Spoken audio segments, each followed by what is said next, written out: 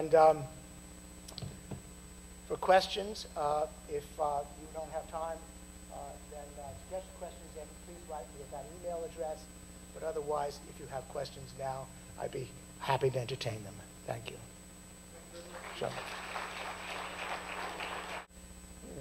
Oh, okay. How could I possibly suggest getting rid of the Federal Reserve? And that's a fair question and a very good one.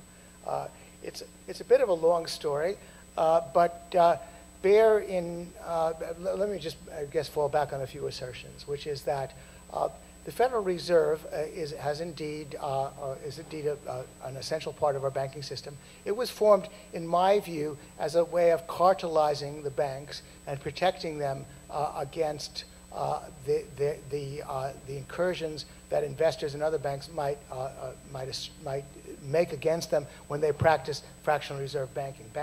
Banks are always on the brink.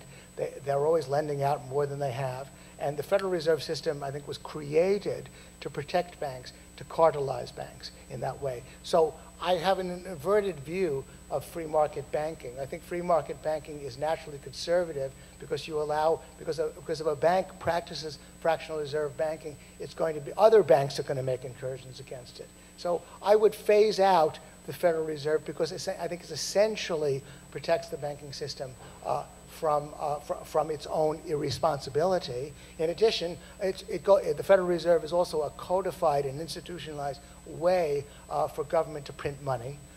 And governments have been printing money for centuries, mainly to fight wars. There's two ways to raise money that are legitimate by government, because we allow the government to do these things: taxes and borrowing. And governments found very quickly that taxes and borrowing were not sufficient to wage its wars, and so it decided it wants to print money. And the printing of money has been accompanied to almost every war ever. So in a way, actually, the main reason I would abolish the Federal Reserve is mainly because I want to remove from government this extraordinary power it has. It's not answerable to the people when it has the power to print money. I've partially ducked your question. I will also acknowledge the sensitivity of the problem, which is that if you want to phase out the Federal Reserve, abolish the Federal Reserve, it has to happen slowly. I think that what would naturally happen is that gold and silver would become money, maybe copper. In broad outlines, that's the answer to your question. If you write me, I could recommend some readings on the subject, because I know abolishing the Federal Reserve is a pretty mind-blowing thing, for sure, absolutely. The Federal Reserve is also, because it has discretion over interest rates, and interest rates, when Ron Paul spoke to Ben Bernanke, he asked him, do you ever get the interest rate wrong? And Bernanke said, yeah, we do occasionally make mistakes. And Ron Paul said, well, why don't you just try the market? The interest rate is a price, like any other. It's determined by different things, but it's really just a market-determined thing. Why not let the market determine the interest rate? Why should you, as central planner, be determining the interest rate? All mind-blowing things, and let me add one other thing. Why do economists love the Federal Reserve? Because the Federal Reserve gives them power. Because you can be some sloppy-ass economist like Alan Greenspan, earning some money doing forecasting. How does that compare with becoming the chairman of the Fed? There are lots of great jobs working for the Fed. That's why economists love the Fed. That's why they'll defend it, in my view. Anyway, a brief answer to your very good and lengthy question. Yes, go ahead. Yes, please. I'm sorry, what? Well, yeah, absolutely. That's the problem. Yeah, unify. See, I guess by analogy, I would say, well, if we had a sort of an try neologism, let's unify all the farms together. Let's unify them. Unifying an industry means that you're creating a cartel. And so, but that's precisely the problem. So in other words, we have been raised on this ideology that banking is and interest rates and credit is sort of the unique preserve of government. And if you examine it, you realize it makes no sense at all. And then if you think about why it happened, then you'll realize that a good part of the reason why it happened is because the economists were bought off.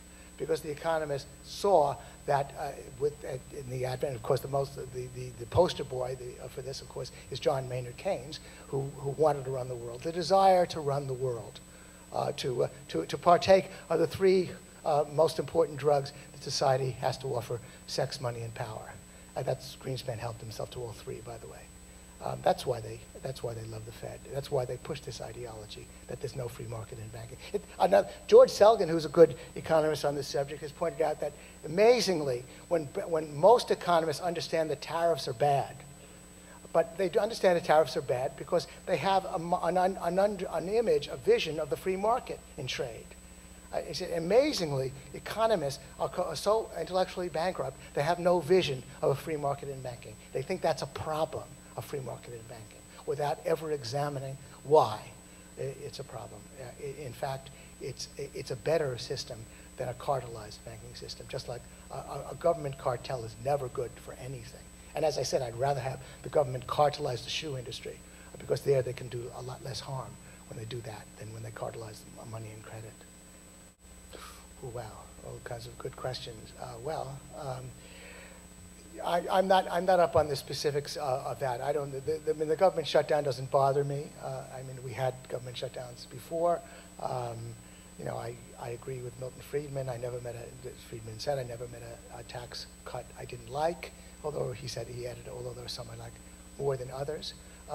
There's no question that we have, and here I'm only quoting from the Congressional Budget Office, which is a fairly mainstream, you know, bipartisan organization. Every time they write about the long-term budget, they say the federal budget is on an unsustainable path.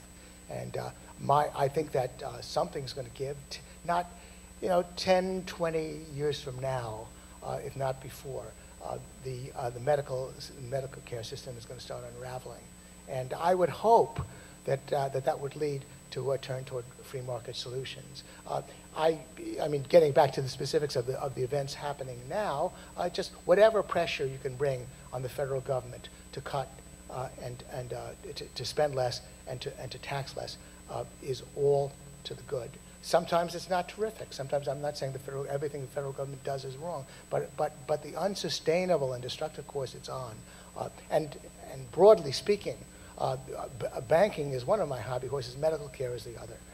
There's an amazing belief on the part of even many economists that the free market can't deliver medical care. If you examine the source of this belief, it may be an article by Kenneth Arrow, who didn't win a Nobel Prize for this. I once spoke to Kenneth Arrow. I was amazed at some of the things he told me and his vision of a market economy.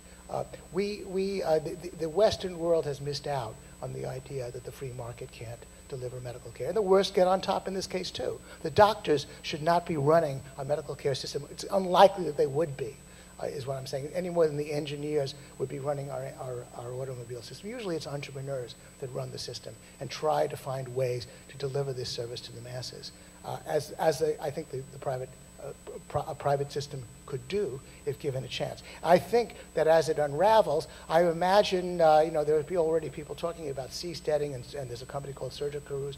I imagine free markets in healthcare beyond the 12-mile limit offered on hospital ships throughout the coast of the United States. That would be one long-term solution. I know, you know, I mentioned medical care because those who parse it are right to say that Social Security is a small part of the problem. But what we basically took that aspect of Social Security and separated it into Medicare and Medicaid, and then we created a monster that has put the budget on an unsustainable path.